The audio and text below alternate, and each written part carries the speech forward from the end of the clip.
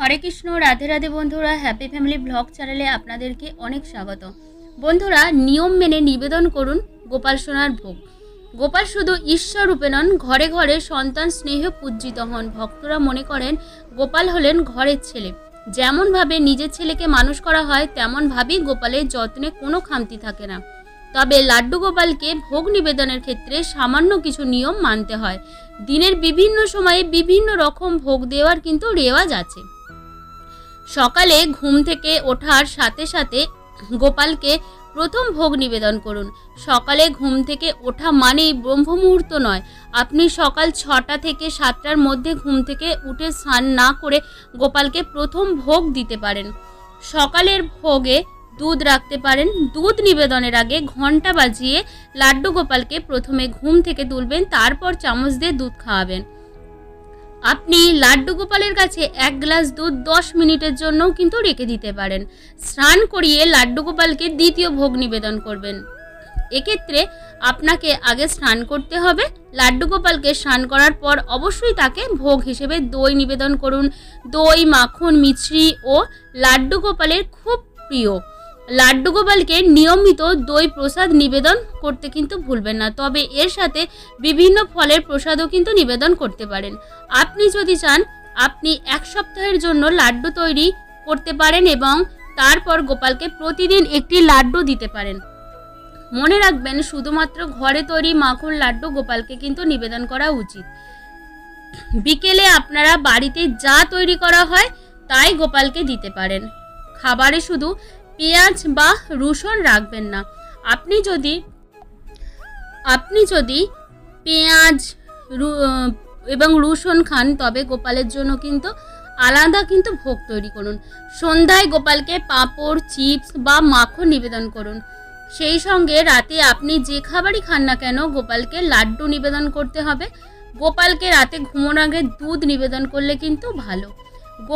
গোপালকে খাবার দেওয়ার জন্য রূপোর থালা ব্যবহার করার দরকার নেই। আপনি চাইলে স্টিলের বাসনও ব্যবহার করতে পারেন। তবে মনে রাখবেন, গোপালের বাসনগুলি প্রতিদিন পরিষ্কার করা উচিত এবং অন্য কোনো কাজে ব্যবহার না করা। যখনই আপনি গোপালকে খাবার দেবেন অবশ্যই তাদের তুলসী দেবেন। আপনি গোপালকে যে ভোগই অর্পণ করুন না কেন তা অন্তত 5 মিনিটের জন্য রেখে দেবেন। শাস্ত্রে লেখা আছে, যে কোনো দেবতাকে খাবার দিলে কিন্তু ঘন্টা অবশ্যই কিন্তু বাজাতে হবে। তো গোপালের প্রিয় খাবার কি কি সেইগুলো দেখে নিই। শ্রীকৃষ্ণকে বা গোপালকে সন্তুষ্ট করতে চান। হিন্দু পুরাণ অনুযায়ী শ্রীকৃষ্ণ ছিলেন ভোজন বিলাসী। প্রতিদিন যশোদা মাকে 8 রকমের পদ করে খাওয়াতে হতো শ্রীকৃষ্ণকে। 56 ভোগের মধ্যে গোপালের প্রিয় খাবারগুলি হলো নাড়ু। ছোট্ট শ্রীকৃষ্ণকে ভালোবেসে অনেকে ডাকেন নাড়ু গোপাল বলে। তাই তার প্রিয় খাদ্য তালিকায় অবশ্যই প্রসাদ হিসেবে স্থান করে নেবে নাড়ু। বিভিন্ন জিনিস দিয়ে নাড়ু বানানো গেলেও নারকেলের নাড়ু সব থেকে কিন্তু বেশি প্রিয় লাড্ডু গোপাল সোনার। দ্বিতীয়ত, তালের বড়া। শ্রীকৃষ্ণ যখন জন্মগ্রহণ করেছিলেন তখন ছিল তাল পাকার সময়। বর্তমান গ্রামাঞ্চলের দিকে ভাদ্র মাস এলেই গৃহস্থের ঘরে তালের বড়া বানানোর কিন্তু রেওয়াজ রয়েছে। অনেকে তালের বড়া বানিয়ে সবার প্রথমে নিবেদন করেন শ্রীকৃষ্ণকে, তারপর পরিবারের সবাই খান তালের বড়া। গোপালের কিন্তু অত্যন্ত প্রিয় এই তালের বড়া। 3 নম্বর, মালাই ও রাবড়ি। গোপালের প্রিয় খাদ্য তালিকার মধ্যে রয়েছে মালাই এবং রাবড়ি। অনেকে মনে করেন মূলত খাঁটি দুধ দিয়ে এগুলি তৈরি হওয়ার কারণে এগুলি তিনি খেতে কিন্তু খুবই ভালোবাসেন। 4 নম্বর হলো মোহনভোগ। সুজির হালুয়া ঘিয়ে ভেজে তৈরি করা হয় মোহনভোগ। গোপালের এই পছন্দের খাবারটির সাথে আপনি ইচ্ছা করলেই কিন্তু রাখতে পারেন ঘিয়ে ভাজা লুচি। 5 নম্বর, মালপোয়া। জন্মাষ্টমীর প্রসাদগুলির মধ্যে অন্যতম একটি হলো কিন্তু মালপোয়া। নারুগোপালের মালপোয়া খুবই পছন্দ করেন কিন্তু। 6 নম্বর হলো ক্ষীর। নোড়ের মতো ক্ষীর গোপালের খুবই পছন্দের। ক্ষীরের পায়েস তাই আপনি চাইলেও রাখতে পারেন ভোগের থালায়। 7 নম্বর হলো শ্রীখণ্ড। পশ্চিমবঙ্গে এই খাবারটির বিশেষ চল না থাকলেও ভারতবর্ষের অন্যান্য রাজ্যে জন্মাষ্টমীর দিন ভোগে শ্রীখণ্ড অনিবার্য। গোপালের প্রিয় এই সুস্বাদু খাবারটি তৈরি করা হয় দই দিয়ে। 8 নম্বর, গোপাল কলা। গোপাল কলা হলো গোপালের পছন্দের বিশেষ এক ধরনের ভোগ।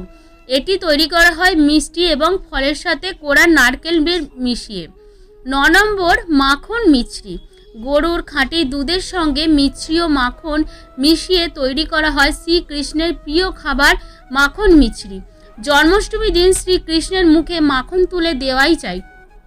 ছোট্ট গোপাল গোকুলে গোপী গৃহে চুরি করতেন ননি। যদি বাড়িতে মাখন তৈরি করতে না পারেন তাহলে ছানা ও চিনি একসাথে মিশিয়ে ভোগ তৈরি করতে পারেন।